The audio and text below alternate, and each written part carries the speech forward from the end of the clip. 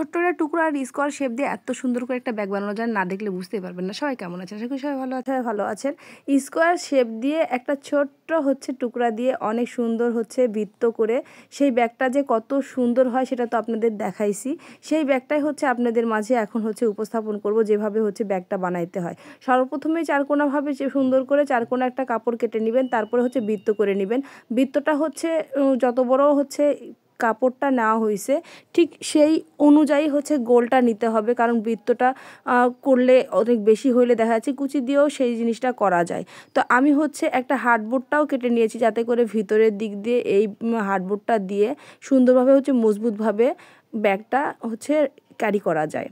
তো আমি এখন এই ব্যাগটা দুই সাইড থেকেই কেটে নিব, আর ব্যাগের ফিতা সেট করার জন্য করেই কিন্তু এই জিনিসটা করতে হয়েছে। তা না হলে আপনারা চাইলে এক সাইড থেকেও কেটে এই জিনিসটা করতে পারেন।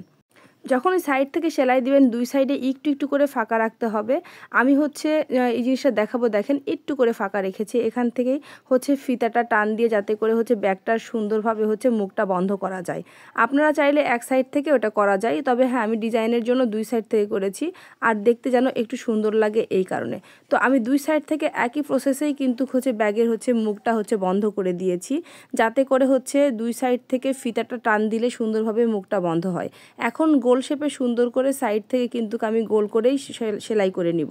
সেলাইটা করার পরে কিন্তু দেখেন সাইড থেকে যেই দুই সাইডের ফাড়াটা থাকবে সেই দুই সাইডের ফাড়া দিয়ে কিন্তু ফিতাটা দিয়ে টান দিয়ে আমি ব্যাগ প্রসেসিং করে নেওয়ার কাজ কমপ্লিট হয়ে গেল। এখন বৃত্ত যেটা করে রেখেছিলাম এই মানে স্কোয়ার শেপে যে ব্যাগটা এখন কিন্তু গোল হয়ে গেছে, যাতে করে ওই ছোট্ট একটা গোল বৃত্তটা এখন এইখানে সুন্দর করে আমি সেট করতে পারি। কাপড় কম বেশি ছিল, যার কারণে সুন্দর করে ছোট করে আবারও কেটে নিয়েছি সমানভাবে। এখন বৃত্তটা কিন্তু এখানে সেট করব। তো বৃত্তটা যখন সেট করতে গিয়েছিলাম আমি সেট করার সময় দেখেছি আমার বৃত্তটা একটু বড় হয়ে গেছে। এখন যেহেতু সেলাই করে ফেলেছি, যার কারণে না কেটে হালকা হালকা বৃত্তটা এখানে কিন্তু আমি সুন্দর করে গোল করে মানে সেলাই করার সময় আমি একটু করে কুচি কুচি করে দিয়ে তারপরে সেট করে ফেলেছি। আপনারা চাইলে খুলে আবারও এই জায়গাটা কেটে একটু ছোট করে নিয়ে মানে একই মাপ করে নিয়ে তারপরে সুন্দর করে গোলটা বসিয়ে দিতে পারেন। তবে হ্যাঁ, কুচি দেওয়ার কারণে কোনো সমস্যা হয়নি এবং ব্যাগটা ভালো লাগতেছে। এই তো এখন কিন্তু আমার ব্যাগটা কমপ্লিট হয়ে গেছে আলহামদুলিল্লাহ। এখন এখানে যেই হার্ডবোর্ডটা কেটে রেখেছিলাম সেই হার্ডবোর্ডটা সেট করে ফেললাম। ভিতরের দিকে হার্ডবোর্ডটা সেট করার কারণে কিন্তু দেখেন ব্যাগটা দেখতে অনেক সুন্দর লাগতেছে। এখন ফিতা আমি আমার মতন এখানে যেই ফিতাটা নিয়েছি, আপনারা চাইলে এখানে ফিতা তৈরি করেও দিতে পারেন। তবে হ্যাঁ, আমি এখানে এই ফিতাটা দেওয়ার কারণে দেখতে একটু স্ট্যান্ডার্ড লাগতেছে। আর সাইড থেকে আমি জরির যেই ফিতা সেট করব সেখানে সামান্য পরিমাণে আমি স্টাইল করার জন্যই এখন ঘুঁটির যেটা থাকে সবসময় ফিতার আগায় দেওয়ার জন্য সেটা কিনে নিয়ে এসেছিলাম। আর এই ফিতার আগাটা সুন্দরভাবে সেট করার জন্য করে আমি একটা ব্রন স্টিক নিয়েছিলাম। ছিদ্রটা সুন্দরভাবে আগার সাইড থেকে নিয়ে এই সাইড থেকে ওই সাইডতে টান দিয়ে সুন্দরভাবে আমি ফিতাটা সেট করে ফেলেছি। এখন এক পাশ থেকে এই ফিতাটা সুন্দর করে কিন্তু আমি সেফটি পিন দিয়ে ভিতর থেকে নিয়ে বের করব, বের করে গিট্টু দিয়ে দিব। আবার আর এক পাশ থেকে নিয়ে একই প্রসেসিং করেই কিন্তু দেখেন এক সাইড থেকে মানে যেই সাইডের আমি ফাঁকাটা রেখেছিলাম এক সাইড থেকে আর এক সাইডে, তাতে করে টান দিলে সুন্দরভাবে কুচিটা হয়ে বন্ধ হয়ে যায় মুখ। আপনারা এই জিনিসটা করার সময় দেখলেই বুঝতে পারবেন যে আসলে কিভাবে এই প্রসেসিংটা করা হয়েছে। তো এক পাশে আমি সেট করে ফেলেছি, এখন আর এক পাশের পালা। তো আর এক পাশে আমি সুন্দরভাবে এখন সেট করব। তো এক পাশ থেকে আর এক পাশে একই প্রসেসিং করেই ফিতাটা আমি ভালোভাবে সেফটি পিনের সাহায্যে ভিতর থেকে বের করে নিয়ে সুন্দরভাবে সেট করে নিয়ে বাস আমার কিন্তু ব্যাগ একদম আলহামদুলিল্লাহ কমপ্লিট হয়ে গেছে। এখন হ্যান্ডেলের পালা।